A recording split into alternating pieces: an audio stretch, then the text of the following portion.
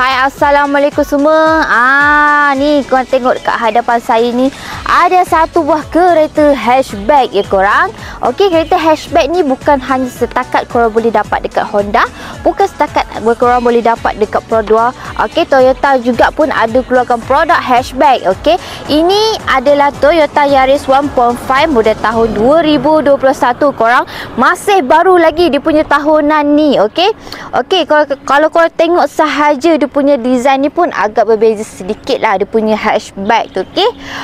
Ini produk dia daripada Toyota. Okey, saya bawa korang pusing dulu. Okey.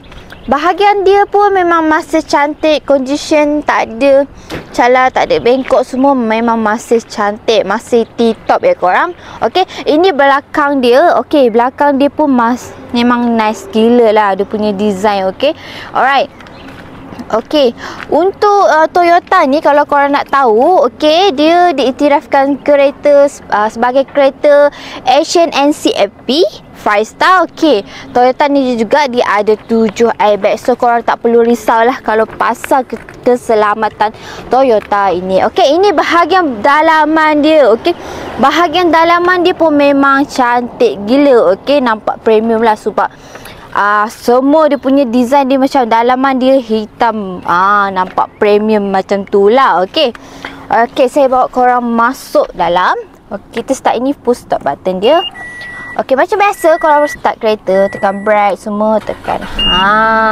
Okey. Okey, ni bahagian dalaman dia. Kalau korang start dia memang dekat sini dia akan keluar lah dia punya welcome orang cakap. Okey.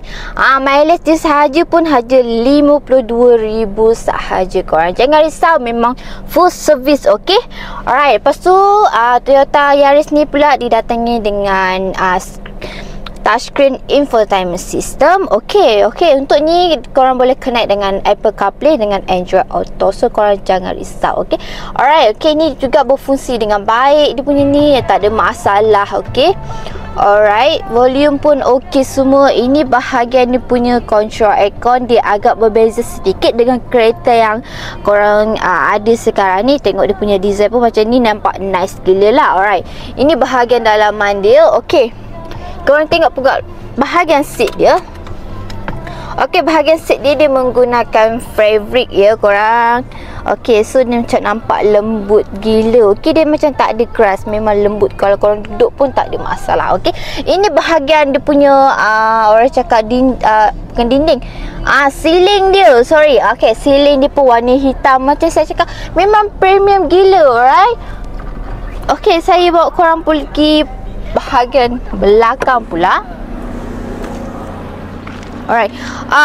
Sorry ya kalau korang nak tahu, tengok dia punya design tu agak sedikit berbeza lah. Dia punya dia baluti dia macam benang dia warna biru, nampak nice gila. Alright, supaya bawa belakang pula. Sorry ya korang. Okey, saya bawa korang pusing belakang. Okey, ni bahagian belakang dia. Okey, bahagian belakang dia ni memang bagi saya tak adalah sempit mana pun. Kalau korang nak duduk pun okey. Tapi untuk korang yang kaki panjang ke apa semua, mungkin agak sedikit sempit lah untuk korang yang kaki panjang yang tinggi ni. Okey. Macam biasa belakang dia pun fabric juga, memang nice juga. Lepas tu dia punya fabric ni pun dijahiti dengan benang berwarna biru. Korang memang nampak nice gila. Alright. So saya bawa korang pergi bahagian bonnet pula, bahagian belakang dia. Ini bahagian belakang dia.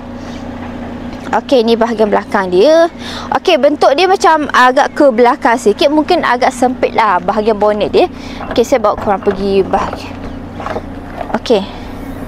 Okey, ini bahagian bonnet dia. Kalau korang tengok, bonnet dia macam bahagian besar macam gini lah.